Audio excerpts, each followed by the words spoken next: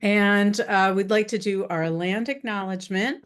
We are on the unceded land of the Tongva, Gabrielino, Chumash, and Quiche people. We ask you to join us in acknowledging the Quiche, Tongva, Gabrielino, and Chumash communities and the others that you may name in the chat. Their elders, both past and present, as well as future generations. Thank you all for being here. Very exciting for this conference, and enjoy.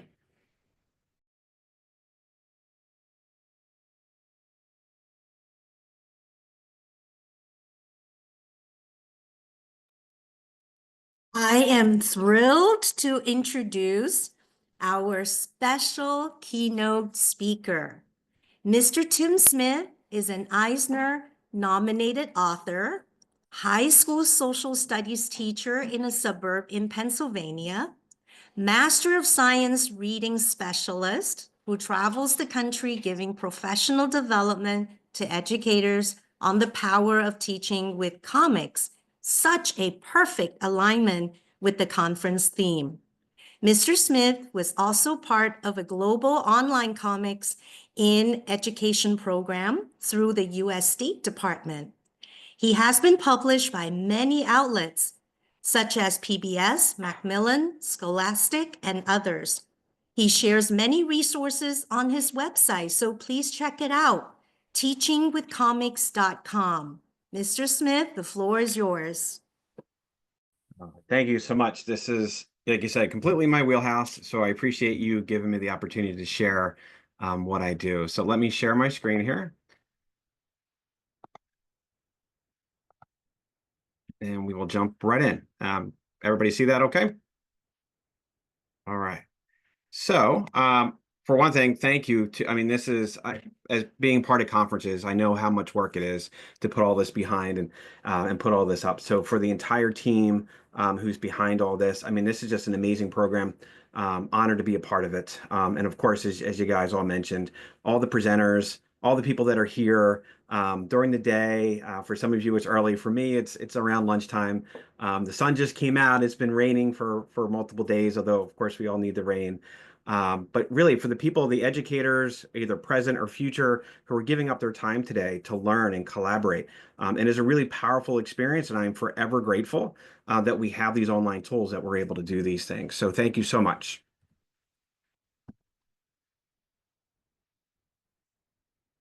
There we go. And of all days, of course, it's Teacher Appreciation Day. We began Teacher Appreciation Week yesterday. Our principals were kind enough to bring in some food and snacks for us. We received some nice letters. And it is hard sometimes, but it certainly is a great week. And I love that this is part of the presentations that we're doing it this week. So for you existing teachers, please don't groan, or either mentally or physically. I know when we ask you, what's your why? I know sometimes that can be, oh, listen, I get it. But I think the why for me is why I'm still in education. And I'm going to explain about that. Sometimes you need to be your own hero. And so, yes, we need to push for reforms. We need to push for change. We need to do all those things. But we also need to remember our why. I am so proud to be a teacher. And if you want to share, if we were in person, this would be easy enough to do. But if you want to throw some things in the chat, maybe you can inspire one another. The reason I became a teacher was honestly because of my dad. My dad was just a Philadelphia police officer. He never went to college. He didn't see himself as being educated, but he read, and he gave me a love for reading. And he told these stories about history that made it come alive to me. And for me, he was the most powerful educator in my life. And so whatever your role is in education, whatever your role is inspiring young people to become teachers, to become readers, to be civically engaged, whatever it might be. So if you would, and like I said, feel free to throw in the chat. We'll come back to this slide later, but just something to kind of put in the back of your head as we get into today. So I'm going to start off with a clip from Spider-Man Into the Spider-Verse, my all-time favorite movie. And on the left here, you can see the poster version of this from China. And so I teach global history, and our superheroes, American culture, like, you know, I've taught through the U.S. State Department in every continent except for Antarctica around the world. And our heroes mean something to people all around the world. And so I'm going to share you this clip, and I want you to pay attention to what Miles Morales says right at the very end. Yes, I am not a robot. Okay, let's do this one last time, yeah? For real this time. This is it. My name is Miles Morales. I was bitten by a radioactive spider, and for like 2 days, I've been the one and only Spider-Man. I think you know the rest. I finished my essay, saved a bunch of people, hit by a drone. Did this with my dad. Met my roommate finally. Left a sticker where my dad's never gonna find me. When I feel alone, like no one understands what I'm going through, I remember my friends who get it.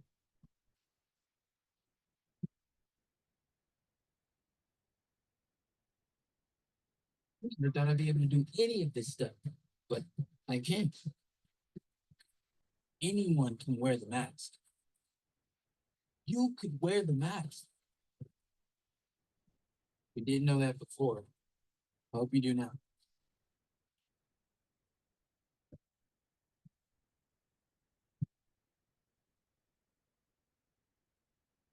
I'm Spider-Man.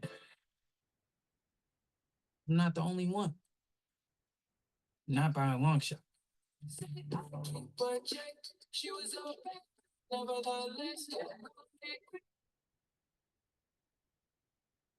So that really speaks a lot to what I personally believe in. And I love that the new superheroes, that's kind of the message for our students, for us, is anybody can wear the mask. And you don't have to be, Superman. You don't have to be Wonder Woman. You can be an ordinary, everyday person that interacts with our youth and that comes back day and day again. For a lot of these kids, you are the only smiling face that they will see that day. And it is a humbling and an empowering experience that I am forever grateful that I'm a part of. And so I do share this with my students in the beginning of the school year.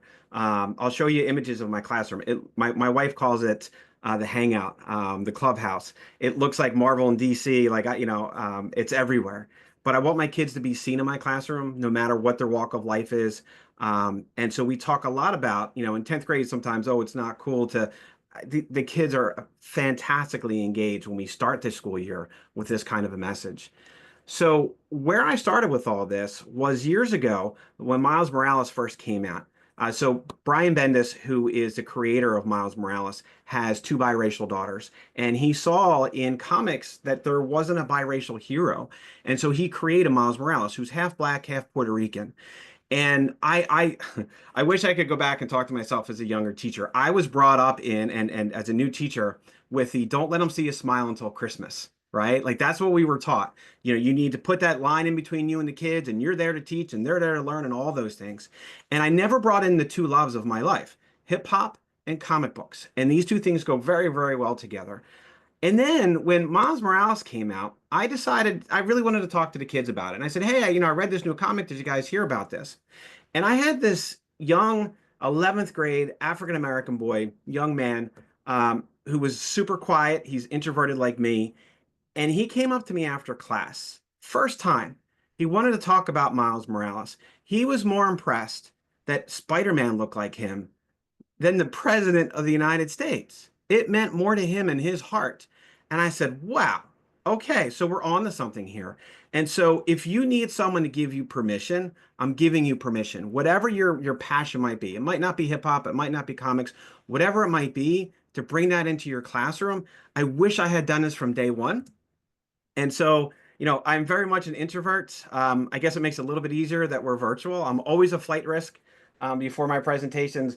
I didn't sleep last night. I'm always wondering, why did I do this? Why did I say yes? Why did I? But then I love being able to do these things because just like my students and just like my own children, when you find that thing that they're fired up about, when you find that quiet kid, whether it's through something they draw, something they write, it doesn't have to be the kid who always has their hand up because I was never that kid. But man, did I have a lot of things to offer.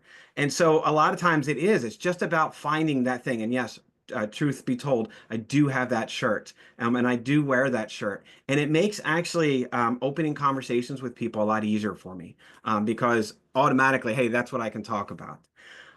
So this is my family. I have three kids. I have two daughters and a son. My oldest is now a freshman in college as a history major.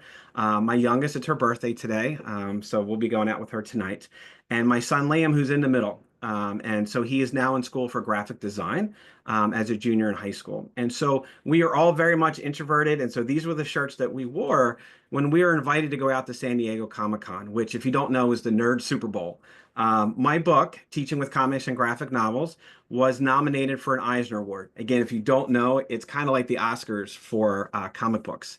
It is the highest award. It is the highest thing that you can aspire to. It wasn't even on my bucket list.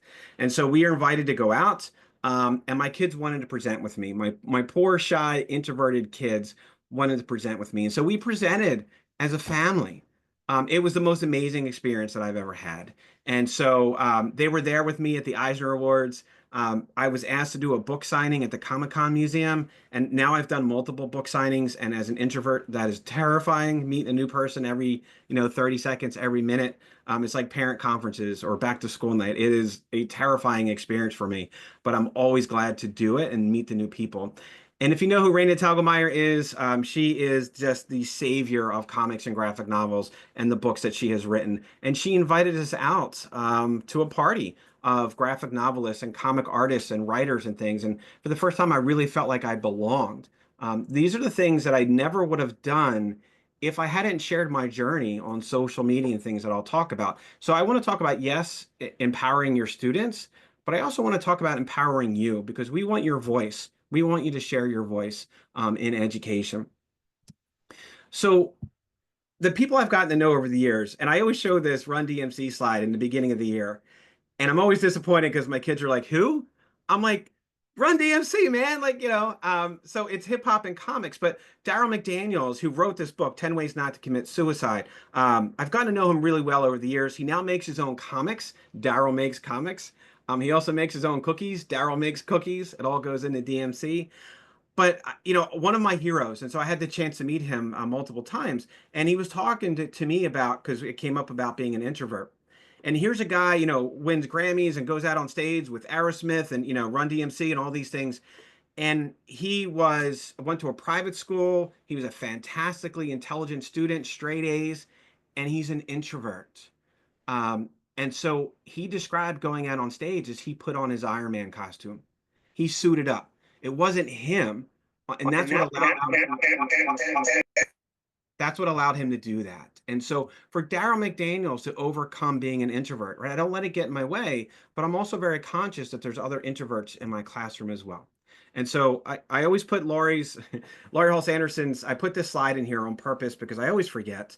So this is Laurie Halse Anderson, Andrew Iden, and my wife. We've presented together. We've done work together. Again, all the wonderful people I've gotten a chance to meet, because we were presenting at the National Social Studies Conference, huge room. The first 10 minutes of any presentation, like right now, my heart's beating. I'm super nervous. I can't see anybody in the room. I can't hear anything. And I'm trying to introduce these two fantastic people. And I jump into my questions, and she looks up to me and she's like, tell them who you are. And I'm always grateful for that reminder. So real briefly, I started teaching the day before 9/11. Wow. Right. But going through that experience, being there for the kids, really cemented for me why I wanted to be a teacher. We're a community. We're there for one another. I've begun all kinds of clubs at my school, a comic book club, Project Lit. I have a reading specialist degree, which is a weird thing for a social studies teacher, for a high school teacher. I was the only non-elementary school teacher in the entire cohort because I firmly believe we are all teachers of reading. I've taught at the University of Pennsylvania Graduate Studies program with my book as the core text. So comic books have and continue to be taught in colleges, but also in the Ivy League, right? I've worked for the U.S. State Department. Again, I've been an author for multiple things.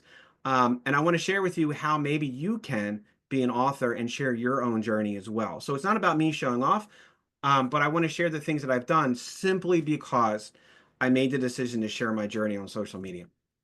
So now I get to write all kinds of neat things. I write teacher guides for Hey Kiddo and Sunshine and Laurie Halse Anderson Speak and all kinds of different things. And it's just simply has been the most amazing experience for me. I run Facebook groups, all these kind of things. I hope we can, get to know one another over the next couple of days. We can stay in touch if you're still on Facebook. There's a comic book teacher group with authors and illustrators and teachers where we learn from one another. You don't have to do this on your own. My website, teachingwithcomics.com. The most popular part of my website is the free comic book section. So whenever I find free comic books that we're allowed to use in our classrooms, I park them on there. Anything from civil rights to how the government works to this fantastic one here from NASA. First Woman, it's on there. It's an app. It's got VR. It can be read aloud in Spanish and in English. And it's about the first woman to go to the moon, hopefully soon. And when my daughter first heard about that, she got all angry. She said, "What do you mean there's never been a woman on the moon yet?" And so, these kinds of conversations that we can have in our classrooms in a highly engaging, highly literary way. And so the rest of my website is organized by topics, and it's a whole mess. Of course, I need to update it, but I'm really passionate about it. So if you're looking for a place to get the start, maybe that's a good place where you can get started there. So again, I just want to remind you as we go through here, I'm going to share you some things. I'm telling you, I had a kind of a rough day yesterday in school, and those days happen. And I'm going to share how I get through those. And a lot of that is as cheesy as it sounds, by being my own hero and remembering my why. So I don't know how it works in California, but this is how we get rated in Pennsylvania. We go through all these things, right? We have SLOs and PGS and all these acronyms, all these things we have to do. And the last couple of weeks of school, we have to do all these forms, and you have to be observed and all these different things, right? And so they have this whole, I don't know who came up with this. They have this whole rubric of what percentage of your rating comes from this and comes from that and comes from standardized testing and all this stuff. And yet at the end of the day, the best I can hope for is to be a satisfactory teacher. That's it. That's all I can do. That is my highest aspiration. It's either that or I'm unsatisfactory. So this is not why we do it. I have kept this streak alive as the world's okayest teacher since this began in 2015. I have been a satisfactory teacher every year for the last decade. So, hey, kudos to me, right? So we have to do all those things as part of the deal. I get it, but that's not why we do what we do. And then we also look at the doom and gloom. Let's be realistic. We're seeing people who are looking to retire earlier. We're looking for people who are looking to leave education. We're talking about burnout in education, and we have to be very honest about that. And so I don't want to shy away from it. I'm not saying teaching is easy. I'm not saying I just magically, take a look at my why and hey, everything's perfect. It's not. But I can't think of a more important job in the world than being an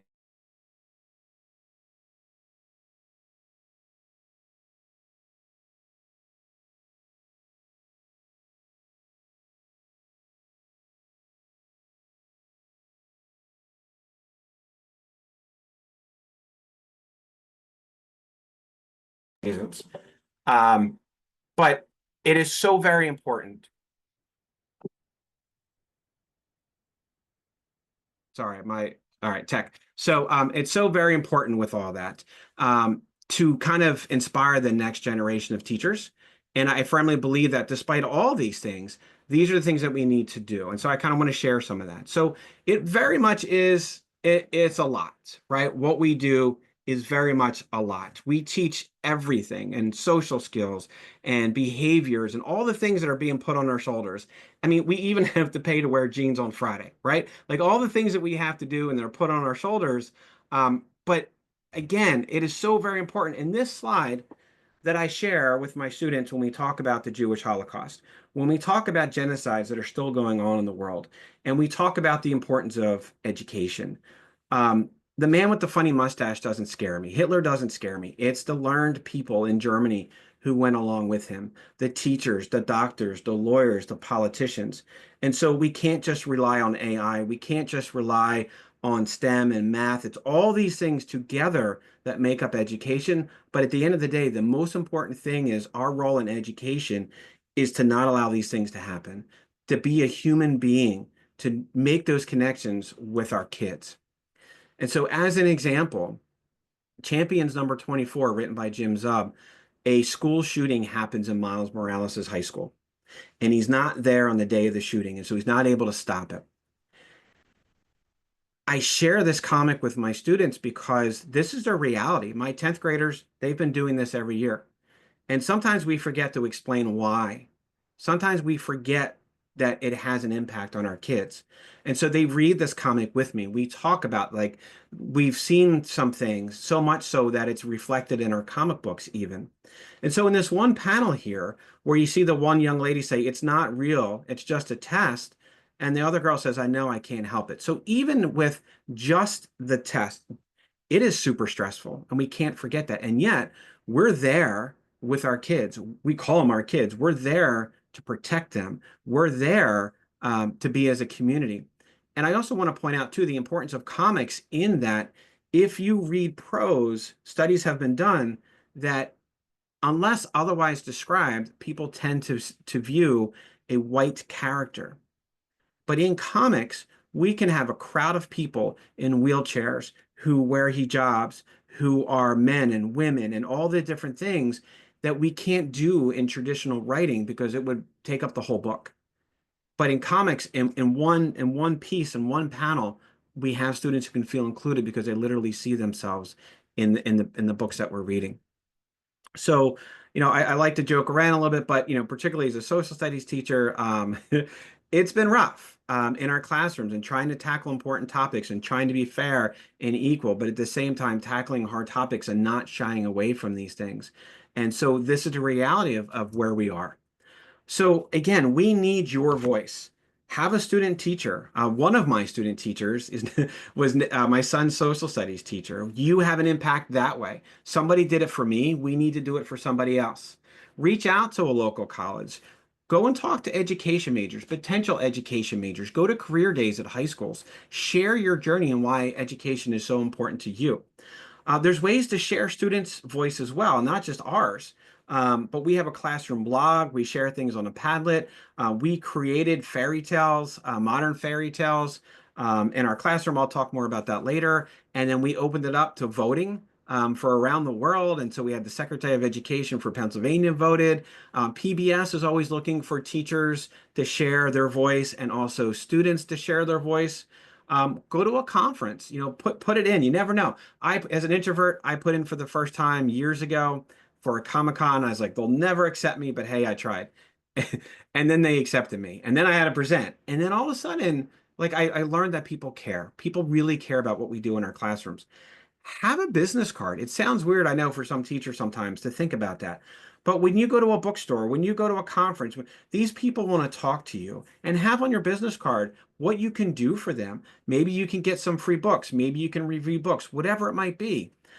Write that book that you're thinking of, whether it's self-published, whether it's going the traditional publishing route, whatever the deal might be. We need these books. Have a vlog, have a blog, have a podcast, take advantage of social media, help control the conversation about education, because if educators don't do it, other people will do it for us. So after connecting with people at conferences and things, I had the Secretary of Education for Pennsylvania, Pedro Rivera, came to our school on the opening day convocation. And in front of the entire school, remember, I'm an introvert, he was there to talk to everybody. He was actually there to meet me in person. Turns out he's a big old nerd. He has 2 kids who also learned how to read through comics. And so he called me up in front of our entire staff on the first day of school. And I literally just kind of walked up with my shoulders hunched over, as teachers do, because we're taught to be humble and all those different things. And he stopped me. He stopped me from walking, and he said, pick your shoulders up, be proud of who you are. Don't be humble. You're an educator. And so I had to walk up and kind of put my shoulders back and made a little bit of joke with it. But that's what we have to do. We have to be proud. And so he always preached very much about educators learning from one another. And we can't forget that. And so then when it was all said and done, there we go. He came back to my classroom and we just hung out. We didn't talk about education policy. We didn't talk. And so it allowed me to share the journey from my classroom. There are so many people who care about what we're doing in our classrooms. And here's the deal. It's not just me sharing me. It's me sharing the journey of my students. And that's an empowering thing too. So that's what I kind of want to share with you. PBS NewsHour Classroom, Vicky Pasquantonio, they're always looking for teachers to write articles. So years ago, I think it was about 2015, 2016, I literally was on my way to quit teaching. I was like, that's it. I can't do it. I resigned as department chair, and it had nothing to do with my students. And it had to do with all that other noise that I let get to me. And so, because I was encouraged by a staff developer to share my journey on social media, um, Vicky from PBS NewsHour reached out to me and said, hey, would you like to write an article for us? I said, me? About what? And she said, about the comics. So I did. And I kid you not, on my last day as department chair, on that day when I was ready to hand in my resignation, my article got published. And it literally saved me. I am indebted to Vicky for the rest of my life. And so I try to share and help other teachers get that voice too. You don't always get the accolades, you don't always get the responses you need in your daily life and education. But as a community of educators, we can be there for one another. And so I wrote this one article literally about how comics and what I was doing helped me fall in love with teaching all over again. And that was the moment where I said, you know what? If I was that close to quitting teaching, I'm going to teach how I want to teach. And I started doing these things that I love to do. And it blew up my classroom. The passion, the things that the kids shared, all those kinds of things. And my administration has been so very supportive with all this. I mean, they gave me a business day today to be here to do these things because they firmly believe, my superintendent very much believes, that we need to inspire one another. So I've written articles about my journey as a teacher. I've written articles about civil war in Syria and comic books that have been used to teach about that. I was able to write an article about my own personal hero, Congressman John Lewis, and the March trilogy graphic novels that we use in my classroom. And here's my 3 kids getting to meet John Lewis at San Diego Comic-Con. I mean, it's just been such a fantastic experience to people who were involved in comics. I've written articles for the National Education Association. They're always looking for folks. So reach out to your union or your local organization, your national organizations. Please don't buy into it's you showing off. It's not. You will inspire somebody else who will inspire somebody else who, et cetera, et cetera. Be that hero. And so I've written articles about SEL. I've written articles about, going through my parents' deaths, and being a teacher and, continuing to come into school. And so they highlighted talking about these issues in class, embedding it in my curriculum, integral to how my students learn. We're all human. We're all going through every one of us, especially teenagers. Teenagers have a right to be mad. They have a right to be sad. They have a right to be joyful. It's not just about just smile or just choosing happiness. Yes, we need to help to be happy, but there are rarely real things that we are all going through, and we need to be there for one another. Edutopia, always looking for people to write. Maybe today that's something you can start with, Edutopia. It's really cool because you get a $100 check that is signed by George Lucas. I have my first one hanging up on the wall. Talk about a nerd's dream, just for sharing what I want to do. So of course, what do I do with the $100? I use that to buy more books for my classroom. When I retire, I don't know. I guess I'm just going to have to hand them off to the next person because there's too many for me to take with me. So PSEA, so that's our State Education Association. They reached out to me. They wanted me to read articles. They've brought me out to talk to teachers. And so I'm going to share you one of the things that they put together. And this is how we see how the journey of my students has also been shared. Pennsylvania has great teachers and support professionals for doing great things, helping students learn, keeping students safe, serving students' needs. PSEA wants to share your stories and showcase the incredible work that you do. Welcome to Learning Lessons. Great ideas, great schools.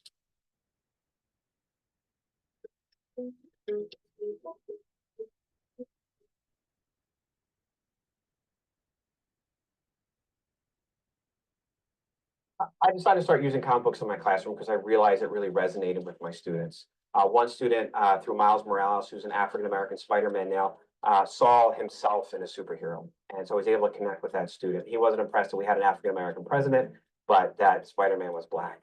Also, for me personally, it's my son, who was termed a reluctant reader early on. He was engaged and learned how to read through comic books, and it's been a very powerful experience for him. Comic books are incorporated in my lesson planning, sometimes just by using a simple panel. from one comic book. And sometimes it's just a simple discussion for a do now. And the example I always use is there's a Batman comic book came out last year that directly referenced Black Lives Matter. And so this is a difficult topic sometimes for us to have in a classroom. But through a comic book, it kind of opens up those lines of discussion. So the benefits of using comic books in the classroom, one, they're directly mentioned in Common Core standards, particularly in elementary school. So there's that piece of it. The other thing that our students are very visual now, and we know that. And comic books actually teach hypertext reading because they're not necessarily linear. And this is what students are used to. And this also allows us to get into annotations and close reading skills, because it forces the students to really look at what's going on, but also they have to guess at what's going on between the panels of each page. And there's a lot going on there. So there's a lot of room for interpretation. The feedback I've received from my students, you're not going to get every single student through the comic book medium, but a lot of students just love the fact that it's something else than a textbook, but also the fact that I'm very passionate about it. And anytime a teacher brings in a personal passion of theirs, it really comes back to the students and reflects from them. In Mr. Smith's history class, the use of comic books has really helped to enhance my understanding of all the material that we've gone over. It really brings in an easier way to look at things, and it kind of brings in that modern aspect of like engaging the information and really understanding it. I think this experience has, well, definitely made me want to read more comic books now than I did before, especially the March ones, because we only read the first one and there's 3 of them. So I kind of really want to see what happens next. I think it's really cool to see that in those comic book characters, anybody can be a superhero, and like anybody can do anything if they put their minds to it. And yeah, I think it's been cool.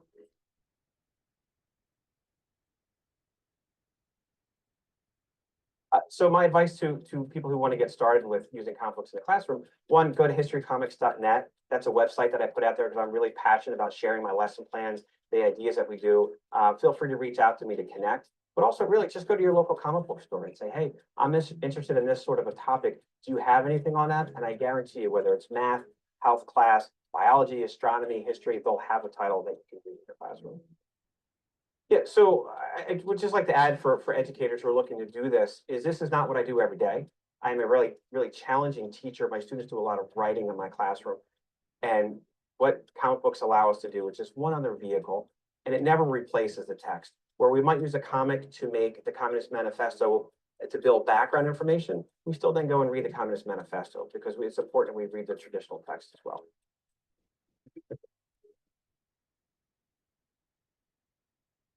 So, and we read all kinds of different things. That was just one example from my classroom. So this year I was also honored. So again, these are things that school districts can do too. My superintendent started this idea of our WIS Nation Hero. And so they find people in the community who do amazing things for students, whether they run after school activities, whether they run our food banks, those sorts of things. And this year I was honored to be the WIS Nation Hero, honestly, just because I do what I love to do. Like that's it. This is nothing, I don't do anything extreme or, and so my kids were there and the folks said really, really kind things to me. Man, was I crying. And of course they got it on YouTube and all those things. So every level, we can do these things for each other. April 28th is National Superhero Day. So every April 28th, I teach about gratitude to my students. And I say, hey, who is somebody in your life who has had a major positive impact on you? And I have them write a poem, write a song, draw the person as a superhero. They might Photoshop, their mom's photo onto a superhero character, and they email that person, they text that person. And I said, hey, how about that kindergarten teacher? How about that second grade nurse who did this for you? How about that whatever? And I don't think we slow down enough to teach about gratitude enough. And I get these emails back from teachers who were just so touched that a kid in 10th grade remembered them from second grade. We forget that sometimes. We really do. And so I do this every year.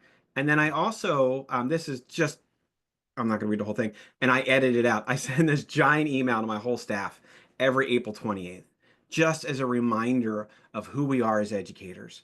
And it helps that it's just before, Teacher Appreciation Week. So it kind of kickstarts all those kinds of things. And again, I get a lot of feedback from those emails of thank you for that. It was just, a good reminder. And so I share some images with them. And one of them is this one from Batman, that I have as a poster in my classroom. A hero can be anyone, even a man doing something as simple and reassuring as putting a coat around a little boy's shoulder to let him know that the world hadn't ended. It's not, standardized testing. It's not, the essay. It's not, we do these things. We just naturally do these things. And it's a reminder that we do.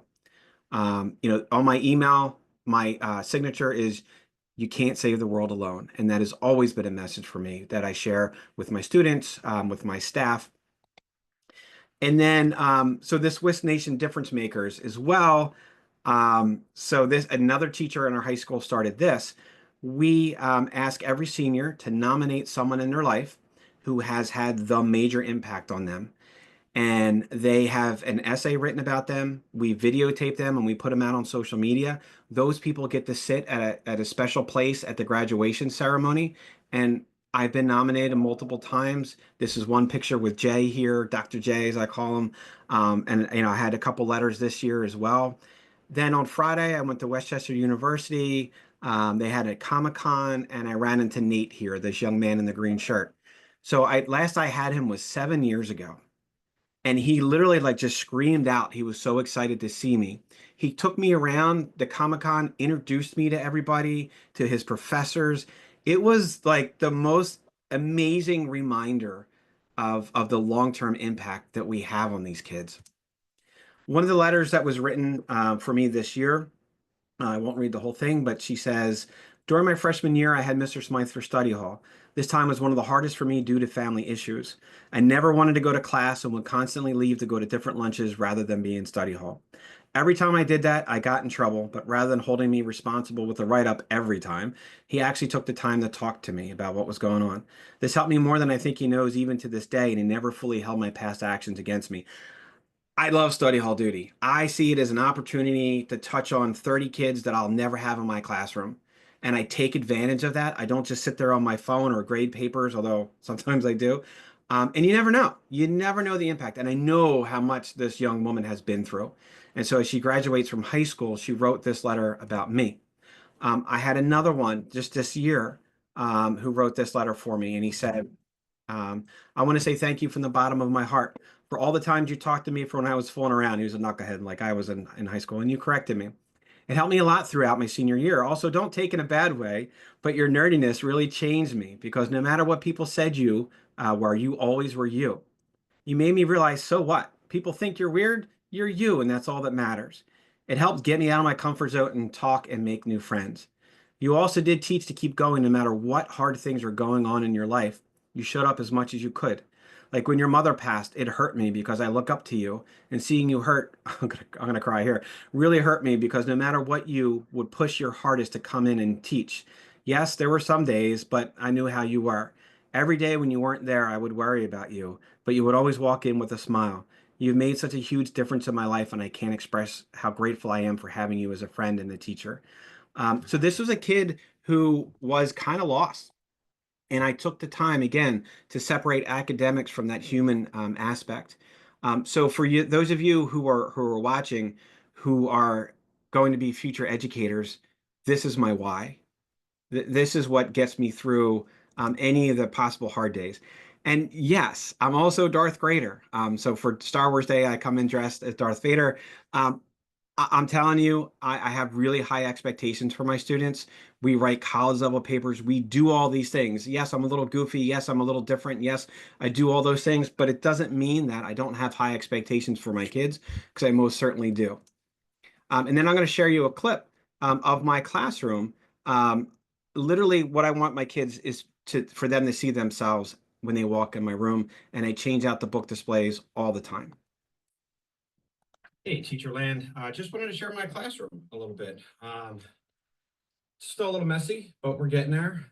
It took me a little while this year to kind of get more set up, just with everything going on this year in the classroom. So my students are creating a modern civil rights comic, and based on research annotated works cited page, the whole deal. And we're going to use these to educate other students. And I'm going to ask these kids this year, these young adults, if they want me to share out, which if they allow me to, I would love to share with you what they're doing. So we have high interest reading. We're going to talk about the all Negro comics that was very much pushed back against by white America and publishers who would not release things like ink and paper to that company. But we'll talk more about that. This fantastic poster that Andrew Iden sent to me, that he did some work with DC on voting rights and the importance of that. So we just got done reading the March trilogy, and of course, Run, the fourth book in the series. And so that inspired my students to want to do a comic of their own. So they're working in teams. And so these resources are just kind of out here in the classroom, not just for Black History Month, which of course it is February. And I will change things up as the year goes on, women's history, LGBTQIA, so on and so forth. But these are just some of the books. I wish I had more shelf space. That's Michelangelo there in the classroom, but I try to utilize what I can in the classroom, and really the importance of classroom libraries for all students to see themselves in our classroom libraries, and of course in our school libraries and our public libraries. And I love that fact, that we can talk about a lot of different topics that are all connected to one another as we go through and read these books about real stories of real people. And so I'll change up the posters, and we get a buzz going in the beginning of the school day. Students kind of come in, they look around, they start to flip through the books, and they get that interest going. And again, it's really hard sometimes to get kids to want to read books. So it's these high interest books that we put out there, whether they be graphic novels, whether they be prose, whether they be YA, the reading level doesn't matter. If a senior wants to read a book that was on a quote unquote 6th grade reading level, totally fine with me, or on a 1st grade reading level. It's about understanding. It's about walking in the shoes of another person. It's about opening those minds to those different stories. Whether it be an art book from the making of Wakanda, whether it be Black Comics Returns, whatever it might be. Daryl McDaniels from DMC, I love the fact that he writes his own comics now. This is one of the most powerful books I've read from one of my heroes, from Daryl McDaniels. Highly recommend. But again, just this idea of Pox poetry book, amazing. 1919, just an amazing book. Laurie Hulse Anderson's Chains, of course. And so, sorry for that cutting off. That was kind of my first experience with TikTok, which, by the way, my teenagers just love my own kids that I got on the TikTok. But anyway, it is that experience that when they walk in, I want them to see themselves. I want them to know. I mean, I have parents who come in on back to school night because they want to see my classroom, because their kids talked about the things that we did the first week of school. And, we take a look at comics as artifacts. And so what that does is it opens up these conversations in super amazing ways. So honestly, like I'll repeat it again. I'm giving you permission. Like sometimes I needed that permission as somebody who is a rules follower. I needed someone to do that for me, and I wish somebody would have. I'm giving you that permission, whatever it might be. I want you to think about that as we go through just a little bit longer here. But it really is contagious. My one favorite newspaper article was the school newspaper. I mean, look at that title, Mr. Smythe, Teaching Through Comic Books, Not Testing. I did make the cover of the local paper. That's my kids with me. Again, just because I get to share what I love to do. And there's a funny story because my wife, I had to send her into the 7-Eleven because I was too embarrassed to buy multiple copies because, you need one for mom and all that kind of stuff. And the guy said, why are you buying 10 copies of the paper? And she pointed to the picture and she said, oh, that's my husband. And he said, oh, you're married to Superman? Like, that's one of my all-time favorite quotes. So in terms of why comics, I'm not going to give you slide after slide, but just some, like the data that we see, the sales that we see, and 26% of students in public libraries that have responded to these surveys and things only read in the comics format, whether it be manga, whether it be comics, whatever it might be. And so if we don't include that, at least sometimes in our classrooms, we're missing a lot of these kids. Real briefly, like it helps with all kinds of things, dyslexia, language support. I mean, it has built-in scaffolding. You have images with text. Aphantasia, people who read but can't in their mind visualize what they're reading. Bingo, right? Analytical reading and writing. there's only so many pages, so many panels you can have. So in between each panel, there's a white line that's called the gutter. The reader has to understand, has to make movement in their head what happened between panel 1 and panel 2. If you read prose, the author tells you what to think. There's a graphic medicine movement for medical training and empathy because we see what's happening in the comics, so we're using them as well. Readers feel emotionally involved when we take a look at the characters. Autism, a lot of our autistic kids come into my classroom, which is fantastic. I'm honored that they do because we use the comics, the social stories, facial recognition, all these types of things. Sometimes we forget, like, oh, it's just a superhero story, and it's not. And as I referenced earlier, comic books were hypertext reading before that was even a thing because readers jump around, they make movement as they're reading comics, so they are skilled at those things already. And then when I give presentations, I know who the administrators are in the audience because when I mention Common Core, they're like, oh, wait a minute, what just got real now? All these things, when I write teacher guides and my lesson plans, it's all tied to Common Core. So I'll draw your attention to, because I know you have this memorized, cc.1.4.k.m or cc.1.3.5.g literally mentions graphic novels. And so I always say to educators, if your administration is giving you an issue or a parent, literally, if you're not using graphic novels at some point in your classroom, you're not following Common Core. So take that. And then with teachers that are heroes, I teach with a science teacher who goes into Philadelphia, into underserved communities, and teaches kids how to play baseball, teaches them about teamwork. And my wife and I go when he's there and we hand out books. We get donations from publishers and we hand out comics to the kids. We've learned that we can't take the books out until it's time for a break because otherwise I don't pay attention to baseball. But watching these kids, I mean, it really is the most heartwarming experience. Rush over, and when they say, "Hey, can we keep these?" Yes, and the pride as they sit with their parents, and a lot of the moms and dads come over, and they're all kind of shy, but they, can I have one? Absolutely, absolutely. Our district does food programs all year, but especially over the summer. You know, we forget when the school's doors close, you know, a lot of our kids go without. And when we are there, when we work together as a family, we bring these books with us as well. And so not only do they get food and nourishment physically, but they also get mental nourishment as well. And again, I'm going to see these kids later. I'm going to see them when they get to high school. And I have. And they're like, oh, I remember you from, right? And that's how you make those differences. That's how you be a hero. Having a space for kids, I wish they had a comic book club, a pop culture club when I was in high school, right? I went to Philly Public School. I could talk about Public Enemy and hip hop. That was fine, right? But back then, if I talked about comic books, I honestly probably would have gotten beaten up. You didn't talk about those things back then. I love the fact that my own kids, my school kids are proud nerds. Like it's a whole different experience now. And so Mjolnir, which is the Thor's hammer, of course you know that, right? We had to buy one because these kids are so fired up about talking about the books that they're reading that we made it so that you have to hold the hammer to talk. Otherwise, it just got too like overstimulating. Great group of kids. I've taken kids with me to Comic Cons. We've presented together as equals, as peers. It's fantastic experience.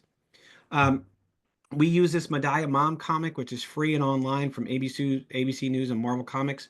It's about a mom trying to survive the civil war in Syria. And so before we read the comics, I asked my kids to think upon and write upon a time in their life when they felt powerless, just like this mom. And I'm not a hugger, but man, we've hugged things out in this classroom, the things that the kids have shared, because we've all year we've built, like, this is not what I do on the first day of school. We've built community, we've built trust, and kids are able to share with one another and they see that each other is human. It's just not another kid sitting at a table next to them. And the honesty. And now when we get into the history, is what makes March, what makes Anne Frank, what makes Medaya Mom, what makes this part of history so powerful is it boils down these huge, scary events to one person. And we can all relate to those real life superheroes. And then, of course, social media, we reach out to people all the time. And so the journalist from ABC News said, hey, can we zoom in your classroom? Sure. So one was in Paris, one was in New York. And so they loved the fact that we were using their comic in our classroom. And they said to my 10th graders, they said, and they were very visibly upset. It means a lot to us because we didn't know if her story was getting out. What you're doing has an impact on us. So you say that to a 10th grade student that what we're doing in our classroom resonates around the world. That is an experience that they will never forget. So never hesitate to reach out to people on social media. They may say no, they may ignore you, but more times than not, it is a very positive experience.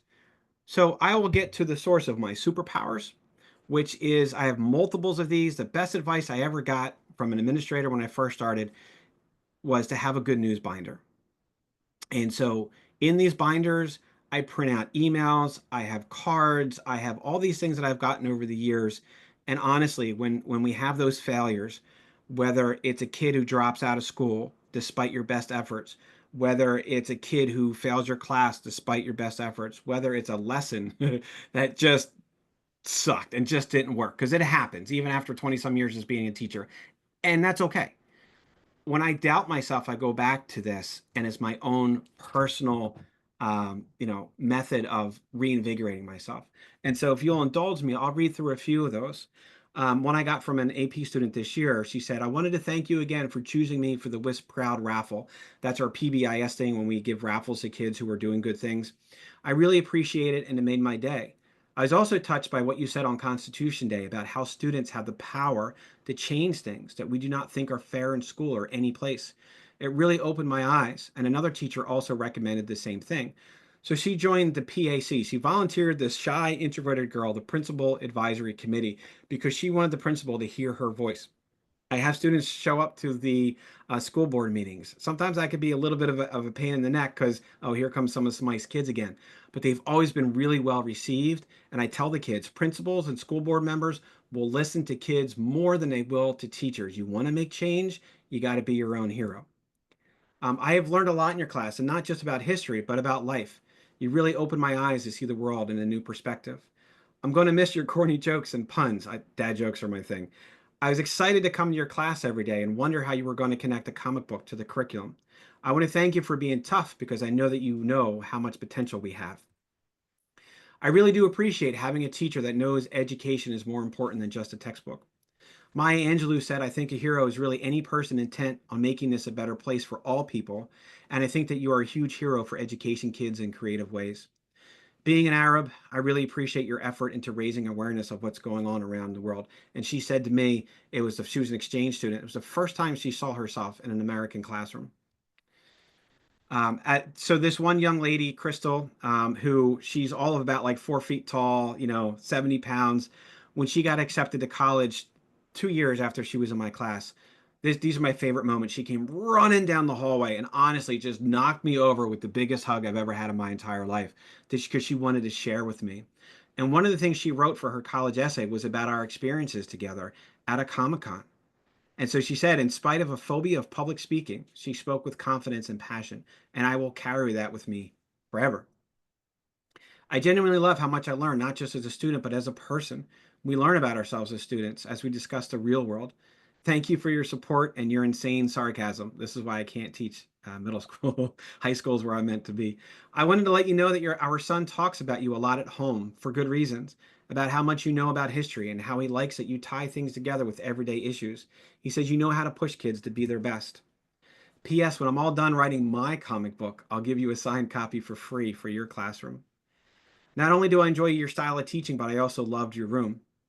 When I handed in papers thinking they were well answered, and then getting them back with the infamous "so what." I am famous for putting "so what" on papers. Although it made me want to flip the table over, I knew you were just pushing me to look at things in a new way and to reach my full potential. Reflecting on my 4 years at a high school, your class truly is a fundamental building block of all my academic success.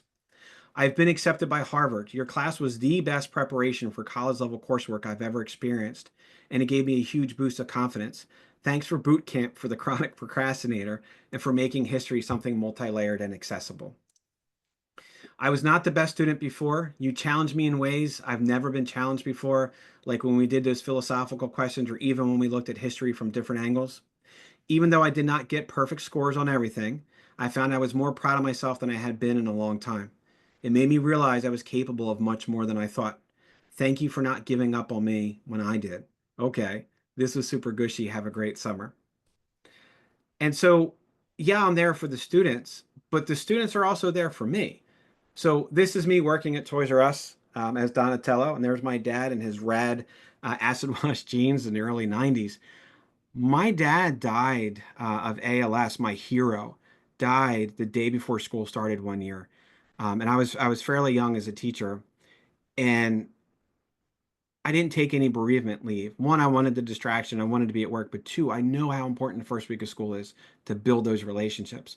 And so I did. I went to school. And of course, my feelings came out. This is the first year I really opened up to my kids about me as a human being. And it opened up the doors for so many conversations. We had a kid who was completely disengaged for years. And it turned out his dad also had ALS. And not that everything completely turned around for this kid, but because I opened up, it allowed him to open up. Um, and so my kids made me promise that year that I start every year having a conversation about being humans, and I do. And I share panels like these. Like this is Jessica Cruz, the green with the spiral. Jessica Cruz is a Green Lantern. She's Latina. And so we have the representation, of course, in comics. But Green Lanterns, if you don't know, you need a lot of willpower to be a Green Lantern. And she suffers from anxiety just like I do. She suffers with depression just like I do. And yet she works her way through this. That's what makes a true superhero. On the right here is an image from Laurie Halse Anderson's graphic novel adaptation of Speak. And this is one of the, I had to put the book down when I saw this panel. I had read the book multiple times, but when I saw this visually, everybody has something, a beast in their gut that is scraping away at the inside of their ribs. And I talk about some of the abuse that I suffered as a child. I don't get into super details. I don't want to be traumatic. I don't want to trigger anybody. But again, by being a human being and kids understanding that they're not on their own, these images allow us to open up those conversations. Um, you know, and this is what one student responded on the first day. She sent me an email, and she said when she listened to what I was talking about, I don't want to explain this in front of my peers or take up any of your time. I just wanted to say thanks for being open about your anxiety and depression and so forth. Not many teachers do it as to keep up their everything is fine and dandy facade, like you mentioned. You honestly almost brought me to tears when you explained everything about your late father and your mother's illness. My mom died of cancer, and how you almost lost yourself. I was a little shocked when you explained your situation because it's so similar to mine. And then she opened up about what was going on in a way that she never would have before. And I was able to get her the help that she needed. My own daughter, so I encourage kids to go to school boards, to be empowered, all these sorts of things. My own daughter, God bless her, she spoke up. We went through a lot of book banning in our school district. And when we went to protest, she spoke up as a lot of students did. And it was the most amazing experience. And we flipped the school board. We got the book bans taken down because it was the voices of the children that we empowered that allowed that to happen. I'll get more into this in the next session that I'm in, but taking pictures of your kids and sharing, I know it's like, it's so awkward sometimes, but when I say to the kids, hey, do you want me to take your picture and we can share it on the school's Facebook page? They love it. And for some of the kids, before I take a picture, if you don't want to be in it, please, move to the side. No worries. Or hold the book up in front of your face. No worries. I get it. But again, we help the community to understand what we're really doing in our classrooms. Say yes to your kids. So we read World War I poetry, we annotate World War I poetry. And again, because I've built this trust with the kids, when the kids create their own poetry, I was reading through this one and they know how much I love Will Smith, that I'm from Philly and all that kind of stuff. And I'm reading through this poem and I'm like, wait a minute. It says, in West England, born and raised in the factories where I spent most of my days. Amazing. This kid wrote this poem to the tune of the opening of The Fresh Prince of Bel-Air, but it was historically accurate. These are the things that can happen when we say yes in the classroom. So again, I'm a firm believer that we're all teachers of reading. I think we need to give space and time for students to do that. So these are some of the books, some of the books that I put out for World War II. I do it for World War I. I do it for all different kinds of topics. And so, because again, I've built that trust, I've been open with students. I had a girl come up to me after class and she said, Mr. Smythe, you talked about the Holocaust, you talked about genocide, you talked about that homosexuals were also victims from the Nazis, but I don't see a single book in your collection in class that has anything to do with them. Think about the chutzpah from that girl, from being able to come up to her teacher and say that to me. And I was like, you are 100% right. So she and I went through Amazon. She and I picked out books together. She and I added that to the curriculum. And that happens over and over and over and over again because we empower our students that way. Saying yes can be as simple as, instead of writing me a 5-paragraph essay, instead of doing a giant study guide, sometimes you can draw your response and empower kids in that way too. You can empower kids by learning about local heroes. And we do. You want to talk about a group of people who loves when people call them? Contact your local historical society. These people are awesome. And we do. And we ask them about people in our history. And we live in Ambler, Pennsylvania. It turns out there was a Mary Ambler, a woman who 2 trains went head to head. And she went out there and she helped to rescue people. And so we turned her into a comic book as a true local superhero. And so you don't have to be an artist to work in comic books. I'm not. You can be a researcher. You can be somebody who storyboards. You can be somebody who does the inking, somebody who does the coloring. So it's an entire team effort. And then we take those comics about those local heroes and we give them to we go over to the elementary school kids and we read it with them, and the elementary school kids color them in. And it's a fantastic experience. Real life historical research. It's hella fun. It's super engaging, and it empowers our students that they are actively engaged in making history. So everyone's story matters, right? We get into this. My own kids who are introverts, myself, if you're in a high school and you have 9 classes on the first day of school, in every single class, you're doing, get to know your partner bingo, and you're walking around the room and you're sharing something. It's terrifying. It is. It's exhausting. And so instead, what I do is I have my kids think about an object that is important to them, because that's an artifact, and they can draw it, they can write about it, and then they share. My students sit in tables of 4. They get to know each other through that. So it gives them a purpose. It's a really small conversation with just 3 other people as opposed to 30 other people. And so then my kids, they go home, they talk to their families about these artifacts, and then they make a comic about it. So sometimes we'll use Pixton, which I love using because you don't have to be, the artist, but you're still creating the artwork. Or we can create comics in PowerPoint and upload our own images. And now I'm learning about 30 kids, important things about their dreams for their future, things that are important about them, culture, all these types of things in the first week of school. And then I share my example too, because I think it's really important that we do the same. And so I created a comic just using PowerPoint about my Scottish ancestry. And so it's super easy to make comics in PowerPoint. You can insert shapes, whether it be a thinking balloon, whether it be a dialogue balloon, really easy to do. And so I about my dad and his dancing and all those kind of things. And my wife is an 8th grade language arts teacher, so a lot of the kids have had her before. So it also makes that connection. And I share that same photo. And then the very last one, that's my dad's kilt. And so that allows me to be vulnerable with my kids. And I talk about those things that happened. I talk about how I have no regrets in my life. I talk about having those conversations with the loved ones in your life, to be that superpower, to be kind to people, to all those sorts of things, just by having a conversation about comics that we make together. And so all these things that we do, it's just a fantastic way to start the year. So I have prattled on for about an hour.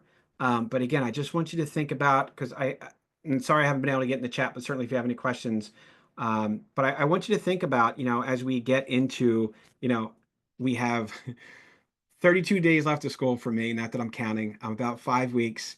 And the best part of teaching is that you get to start over every year. It's also the hardest thing about teaching, because we build a family, and it's sad that we lose our family every year, but they're always with us. I want you to think about, honestly, I want you to think about what can you do next year that can help you reignite you and your classroom and your students. What is it that you would need to be given permission for to do? And if it's comics, reach out to me. If it's Hut Pop, reach out to me. Send me an email. Um, Maybe you can start a Comic-Con at your own school. I love setting these things up with kids. A literacy night at libraries, at schools. It's a night of literacy. So there's my website. There's my email address. There's me on social media. I would love to stay in touch to get to know everybody. And then, so that's it for me. Hopefully I can stop sharing my screen. And I did. All right. So thank you so much for the invitation to speak, and for letting me talk about the things that I'm passionate about. Thank you so much, Tim. That was, as a fellow Miles Morales fan, that was so good. Before we transition out, everyone, we do have time for a Q&A. So if there are any questions that you'd like to ask Tim, any thoughts that you would like to share from his presentation, now is the time.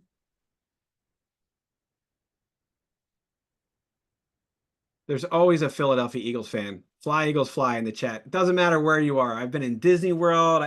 It's almost kind of embarrassing, but that's great that somebody put that in the chat.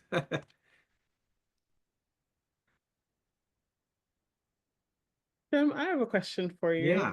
Is there anything that you've found difficult using comics in your curriculum? So honestly, and people ask me this all the time, do I get pushback? I really haven't. I think because I have a lot of the research ready to go when I've been questioned.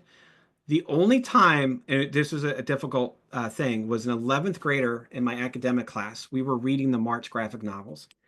And you could just tell every time I talked about nerdy comic, it was beneath her. And she really, like, you could just, oh.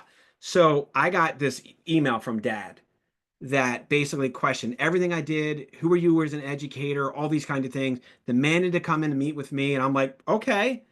So the principal said, hey, do you want me to be there? Because again, my district is very supportive. I said, no, I got this. So he came in and he started talking. I said, can you do me a favor? Here's the March graphic novel. Just take a look at it. Honest to God, within 3 minutes, he was like, I don't know what my daughter's problem is. He goes, this is fantastic. I would have loved this as a kid. Because I explained to him that I don't teach a comic book classroom. I don't. I do this as one thing in addition to other things. That has literally, knock on wood, been the only major issue I've had, and I was able to overcome it, I think, fairly easily. She never forgave me because I won Dad over. But when she and I talked, I said, listen, we're going to read this comic book. It's going to be a couple weeks, and then we're on to something else. What do you want to do? What do you want me to incorporate? What do you want to? And so she was really into poetry. I was like, oh, I got that. That's easy for me to do. So Wonderful, thank you. Are there any other questions or thoughts? I see some great feedback happening in the chat, but if anyone would like to unmute themselves and let Tim know or ask your question, we implore you and encourage you to.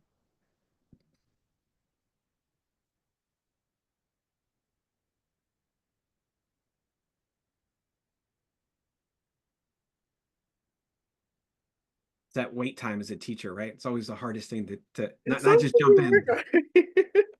There we go. Oh, go ahead. Hi. So obvious. I've been a huge comic nerd too, since the 80s. So this is amazing that you're doing this. Do you find any pushback in today's political climate? I'm fairly well, and we have these conversations in my classroom. And again, I have a very supportive district that there are some voices in these conversations that are not okay to have. We're not talking about whether these people supported the Jewish Holocaust or not. Like that is that we have those conversations right in the beginning of school. And yes, I'm very open about comic books do tend to be more liberal.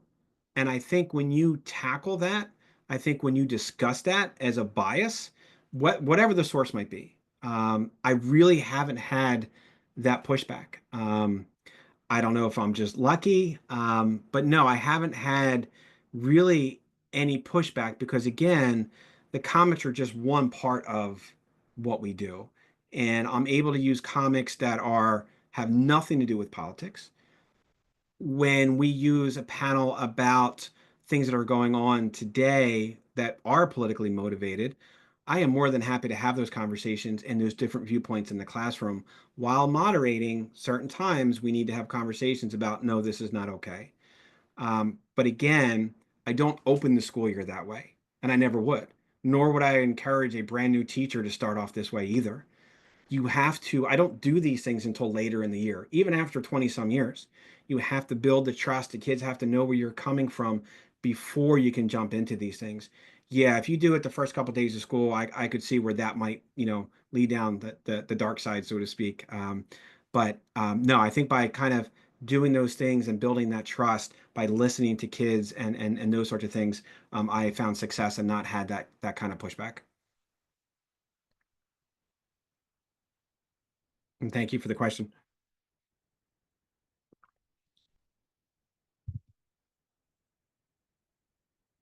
Anybody else? This is like teaching in COVID again, right? Ugh.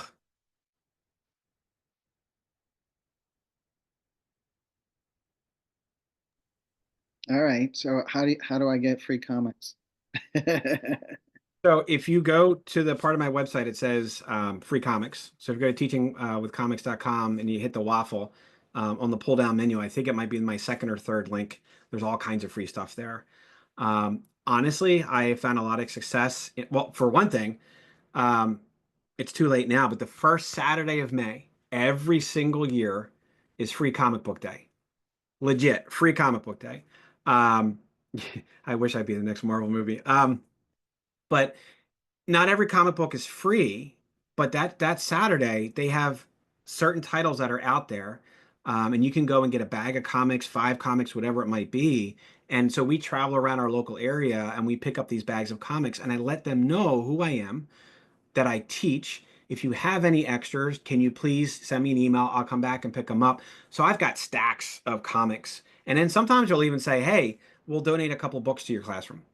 The other secret thing to do is, if you're on social media, is start doing things like Book Talk, Bookstagram, and publishers send me boxes of free books because they know that so that's what I can do for them, is I can share, or Goodreads or whatever, and then I bring them into my classroom. And then suddenly, I have all those things, because in my district, we're not allowed to do GoFundMe's or anything like that. They find it to be, I don't know if embarrassing is the right word. So I can't go that route, which I guess I understand. But honestly, just by talking to publishers, by talking to comic book stores, by going to Barnes and Nobles even, behind me like this, I get so many free books. And I've been doing that for years. So again, the first Saturday every May is free comic book day. So next year when that rolls around, go to your local comic book store and fill up on some free comics. Yeah, I missed it this year, and I have my kid's almost 4 next month, and I can't wait for him to be able to treat comics with respect. He treats his books well, which is nice. He has more books than I do, but can't wait. Yeah, you always hear that story, like, from somebody my age, like in their 50s. My mom threw out my comic book collection and I had this one and that one, and you're like, oh, it hurts. I once made a comic book table, Tim, where I kind of cut up a bunch of comic books, and my friend saw it and he was like, this is so cool, but this is so bad. You had a question in the comments asking what's next for you. So, all right. So it's a good question, because truth be told, so I'm working on my second book. I'm knee deep in my second book.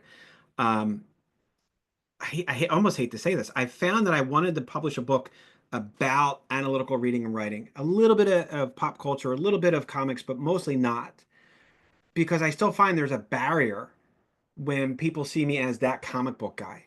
For those people who don't take comics seriously, and there still is that, and we're one of the only countries in the world that has this hang up. Go to Japan, you see adults reading, comics on the train all the time, in France and so forth. So we'll just keep this between us. I see this next book as a Trojan horse for me to get in to them and say, oh, and I also do these things. Because I still do get pushback, not from my district, not from my students, but by people at education conferences sometimes. Um, Not always. My wife, who's an English teacher, they're usually the ones who give me the most pushback until you start explaining. And these are people who still see comics as they were in the 1980s. They haven't been in a comic book store in a long time. So I'm going to go down a whole other path. I'll forget that. But when I explain that to them, so that's what I'm doing now. Is I'm on my second book, and in terms of what's next for me, I've started kind of applying to do college jobs, not as a full-time thing, but I want to start doing, because I already work with colleges. They, bring me in to guest lecture and all those kind of things. And I just love that relationship. My daughter's in college now, so I see that relationship. So while I still want to teach at high school level, I'm looking to retire in maybe 5 years or so from K to 12, but I never see myself getting out of education. So I want to do professorial work more full time, and I'm looking, I put some money away. I kind of do some small business stuff on the side. I'd like to really start hiring people and making our own educational comics and teacher guides and all these sorts of things. So that's my 5-year plan. So you're the first to hear that. So that's something really exciting for me, because I think we learn the best from people who have actually been in education and for a really, really long time. So yeah, there's a lot of things going on right now. But my main focus is, my high school job, and then, in 4 years, my youngest will be going off to college. So hopefully, I'll have some more free time then, and kind of do those things down the road. Wonderful. Thank you so much, Tim. This was fantastic. And Tim actually has a session following this up at 11. So stay tuned, because we will share a little bit of information about that in just a moment. But we will jump back in, and I'm going to pass the floor to Yvonne to share a little bit about our opportunity drawing.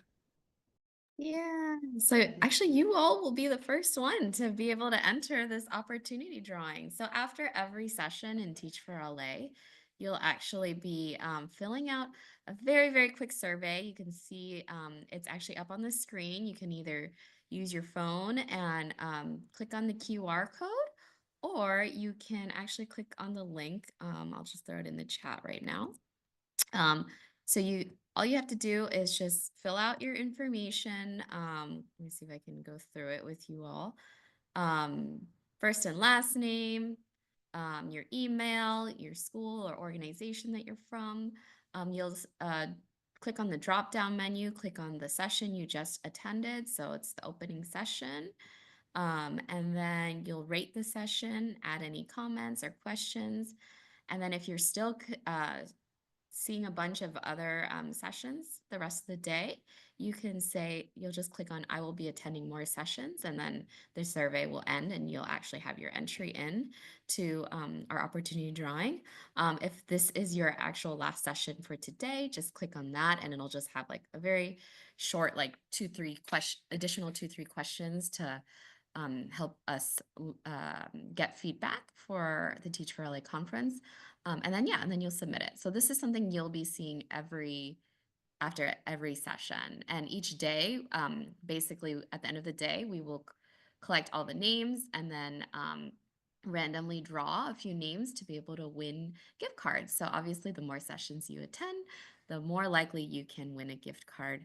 And then, day 2, we will do the same. So it'll be all the participants from day 2 also randomly drawn. And then day 3, we'll do one last set of drawings, and then we'll actually have a grand prize as well at the very end of Teach for LA. So it's encouraged that you attend as many sessions as you can, and then you will be able to enter the drawing after every session.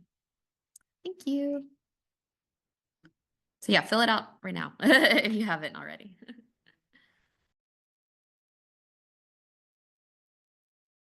And while you are all hopefully filling out your first raffle entry, I will go ahead and just give you a sneak peek at what is to come for the next hour. So it's 10:30 now. It looks like we're gonna end a little bit early. You'll have time for a bio break or have some breakfast, or if you're uncaffeinated like myself, go grab a cup of coffee.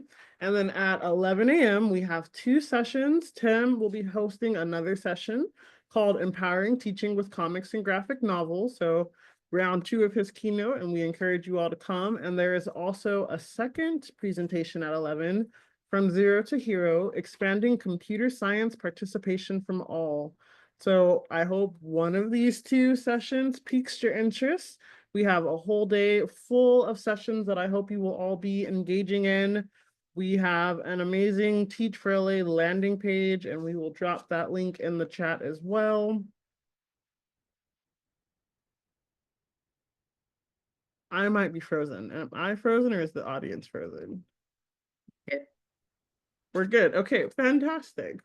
But yes, any questions, comments, concerns? We thank you so much for taking a few hours out of your morning to join us for this opening session, and we hope you enjoy the remainder of Teach for LA. Thank you for the invitation. Thank you, Nicole. Thank you, William. It's wonderful to see you. Thank you for the information. I appreciate it. Thank you, Vicky. I hope you enjoy your day. Enjoy the sessions, everyone.